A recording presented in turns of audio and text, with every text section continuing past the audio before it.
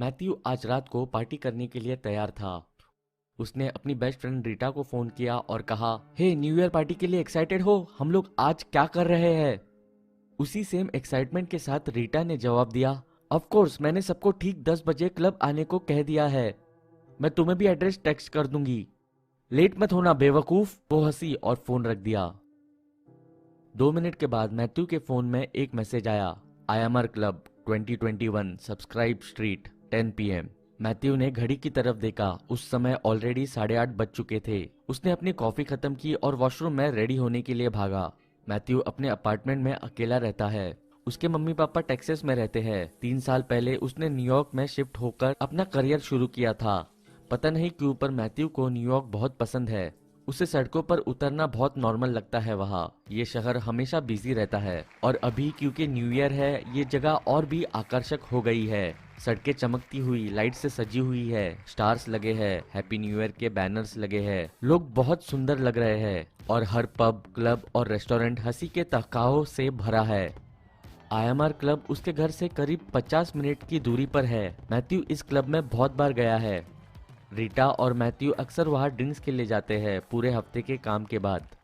सड़कें सफेद बर्फ से ढकी है और हर जगह सजावट देखकर मैथ्यू को एक सपने जैसा लग रहा था।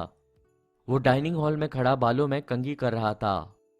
उसका फोन बजा और वो अपने ख्यालों से बाहर आ गया। वो उसकी मम्मी का फोन था। उसने आंसर किया और कहा, हाय मम्मी, क्या हो रहा है? हैप्पी न्यू ईयर एडवांस में बेटा, ज्यादा मत पीना।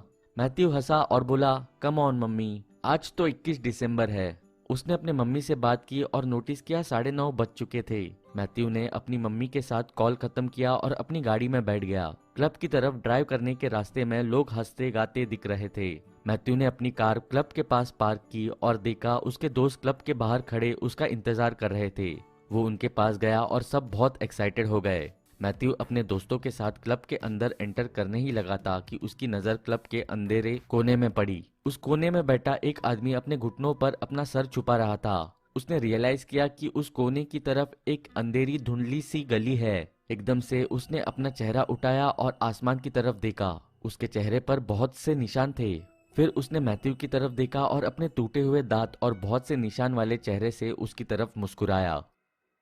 उसकी मुस्कान में कुछ ऐसा था जिसकी वजह से मैथ्यू की हंसी ही बंद हो गई। रीटा उसके पास आई और बोली, क्या हुआ, चलो चले। मैथ्यू ने उस आदमी को इग्नोर कर दिया और कहा, कुछ नहीं, और क्लब के अंदर 31st की न्यू ईयर की पार्टी मनाने के लिए चला गया। हंसी और मस्ती के साथ एक हंसते मुस्कुराते ग्रुप ने न्यू ईयर ईव सेलिब्रेट की और ठीक 12 बजे सबने एक दूसरे को हैप्पी न्यू ईयर विश किया। करीब 1 बजे वो सब लोग घर जाने के लिए निकले। मैथ्यू ने रीटा को विश किया और क्लब के बाहर आकर अपनी कार ढूंढने लगा। सड़कों पर अभी भी लोग न्यू ईयर सेलिब्रेट कर रहे थे। उसने अपनी चाबी निकाली और गाड़ी के पास गया। मैथ्यू ने रियलाइज किया कि वो अपनी कार लॉक करना भूल गया था, पर अब उसने इतनी शराब पी हुई थी कि उसको इस बात पर रिएक्ट करने का मन नहीं किया।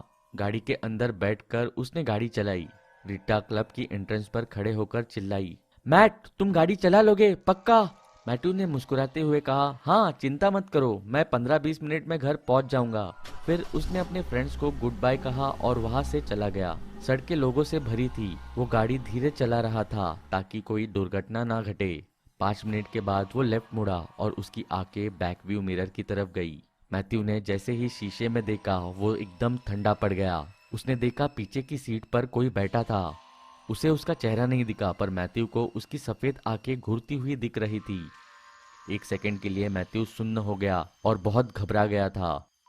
फिर उसने रियलाइज किया कि उसने बहुत पी हुई है। वो उस आदमी से लड़ते हुए नहीं ड्राइव कर सकता। तब उसने समझदारी से काम लेने का सोचा। मैथ्यू ने डरी सी आवाज में बोला, हेलो, आप कहीं जाना चाहते हैं? वो आदमी बहुत ही अजीब तरह से हंसा और कहा, मुझे लगा तुम मुझे नोटिस ही नहीं करोगे। मैथ्यू को यकीन था कि वो आदमी उसे लूटने ही आया है, तो बिना टाइम वेस्ट किए उसने कहा, देखो, अगर तुम्हें मेरे पैसे चाहिए तो मेरा पर्स लेकर जा सकते हो। मैं तुमसे लड़ूंगा भी नहीं, बस मेरी कार से निकल जाओ। मैं आज रात कोई प्रॉब्लम नहीं चाहता। वो आदमी बहुत जोर से चिल्लाया और बोला, मैं कोई भिखारी नहीं हूँ। क्या तुम न्यू ईयर पर लोगों के साथ ऐसा बर्ताव करते हो? गाड़ी चलाते रहो वरना अपने तेज सूर्य से तुम्हारा गला काट दूंगा। फिर वो आदमी आगे आ गया और मैथ्यू उसी समय उसका चेहरा पहचान गया। ये वही बेघर आदमी था जो क्लब के पास दिखा था। वो उसका चेहरा बहुत आसानी से देख पा रहा था। अब उसकी आंखें बाहर आ रही थी। उसकी आंखों के पुतलियों में कुछ तो अजीब था। वो इंसानों की तरह बिल्कुल नहीं थी, बल्कि वो किसी और बिल्ली की तरह लग रही थी, या शायद कोई और ही क्रीचर। उस आदमी ने फिर डरावनी सी आवाज में कहा, गाड़ी चलाते रहो, आगे एक राइट टर्न आएगा, वहां मुड़ जाना। जैसा कहता हूँ वैसा करो, वरना ये तुम्हारी जिंदगी का आखिरी न्यू ईयर होगा।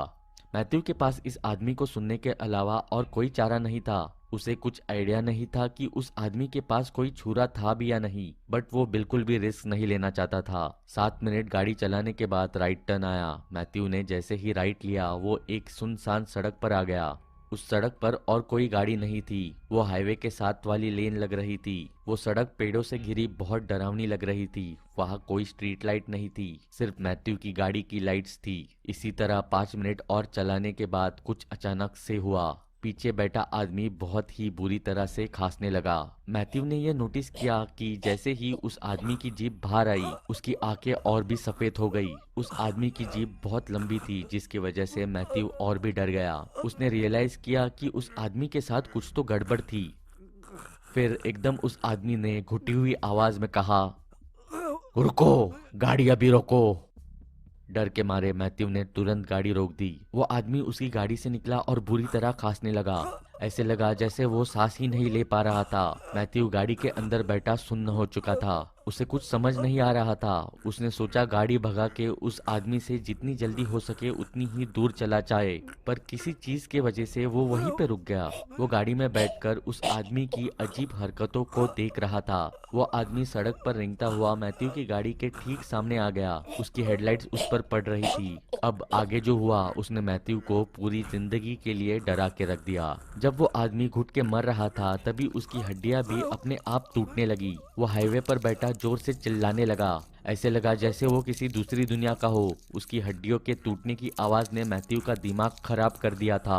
वो ऑलरेडी थोड़ा हल्के नशे में था शराब की वजह से, और अब दम घुटने की और हड्डियां टूटने की आवाज की वजह से वो जीता जागता बुरा सपना बन गया था। मैथ्यू उस आदमी की तरफ घूरता रहा और रियलाइज किया कि खतरनाक चीज तो अभी आएगी।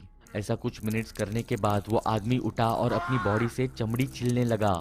जिस तरह वो अपनी चमड़ी छील रहा था, ऐसा लग रहा था जैसे उसने कोई चमड़ी का पोशाक पहना हो। वो इधर उधर खून से सने चमड़ी के टुकड़े फेंक रहा था और दर्द में चिल्ला रहा था।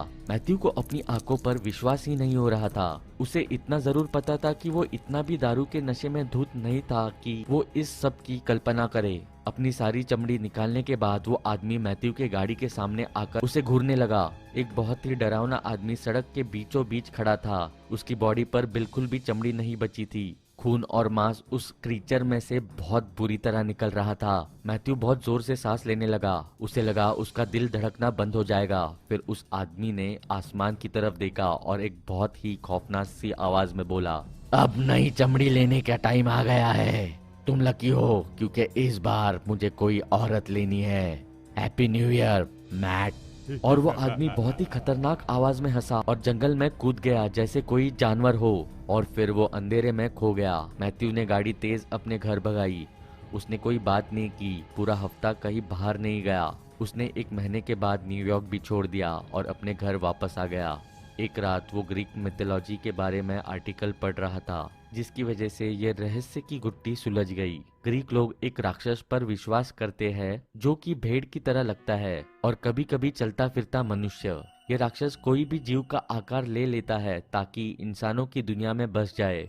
मैथ्यू जानता है कि ये कुछ पुरानी डरावनी बातें हैं, पर वो किसी को कैसे बताता कि इस न्यू ईयर की शाम को उसे एक्चुअली में एक चलता हुआ स्किन वॉकर मिला था। उसने भगवान से प्रार्थना की कि उसे वो क्रीचर कभी भी दोबारा ना दिखे।